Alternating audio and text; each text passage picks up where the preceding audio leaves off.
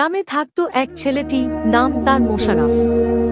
মাটির ঘ্রাণ মিশেছিল যার স্বপ্নে, আর সহজ সরল জীবনের মাঝে লুকিয়েছিল তার নিঃশব্দ অনুভব। গ্রামের অন্য সব ছেলের মতোই ছিল সে, কিন্তু তার চোখে ছিল এক আলাদা রকমের গভীরতা। তেমনি একদিনে মোশাররফের জীবনে আসে রাবিনা। রাবিনা ছিল পাশের গ্রামের মেয়ে। তার দিদির বিয়ে হয়েছিল মোশাররফদের গ্রামে, সেই সূত্রে প্রায় আসা যাওয়া হতো।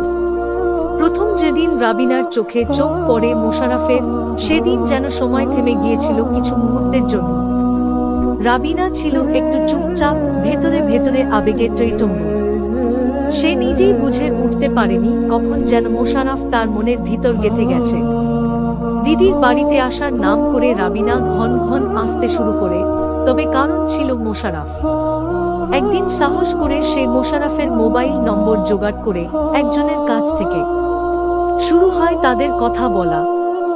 দুজনের মন যেন এক অলিখিত বন্ধনে জড়িয়ে যায়। রাবিনা তাকে ডাকত শুনো, আর মোশাররফের হৃদয় ভরে যেত এই একটুকু শব্দে। কিন্তু ভালোবাসা তো সহজ নয়। মোশাররফ একদিন সাহস করে সব বলে ফেলে তার পরিবারের কাছে। চায় রাবিনাকে তার জীবনের স্থায়ী অংশ করে তুলতে। কিন্তু পরিবার রাগে ফেটে পড়ে, বলে দে রাবিনার সঙ্গে কোনো সম্পর্ক চলবে না। মোশাররফ বোঝাতে চায় ভালোবাসা জোর করে আসে না, এটা মনের কথা। কিন্তু কে শুনবে তার কথা? তার কিছুদিন পরেই হঠাৎ খবর আসে রাবিনার বিয়ে ঠিক হয়েছে। মোশাররফের চোখের সামনে আঁধার নেমে আসে। তার হৃদয়ে সেই নদী যেন হঠাৎ শুকিয়ে যায়। বিয়ের দিন মোশাররফ চুপ করে কেঁদেছিল অন্ধকার ঘরে বসে। কাঁদতে কাঁদতে বলেছিল, ভালোবাসা কি এতটাই সস্তা যে চাইলে ফেলে দিতে হয়? রাবিনা চলে যায় অন্য জীবনে, আর মোশাররফ থেকে যায় নিজের ভাঙা জগতে।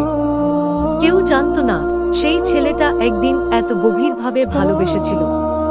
শুধু জানত মোশাররফ এখন আর আগের মতো হাসে না। তার হাসির মাঝে এখন লুকিয়ে থাকে এক হারিয়ে যাওয়া গল্পের কান্না। শেষ কথা, ভালোবাসা সব সময় মিলনের গল্প নয়, কখনো কখনো তা হয় মেনে নেওয়ার গল্প। মোশাররফ ও রাবিনার ভালোবাসা ছিল সত্য, কিন্তু সব সত্যি গল্পের শেষ যে সুখের হবে তা তো নয়।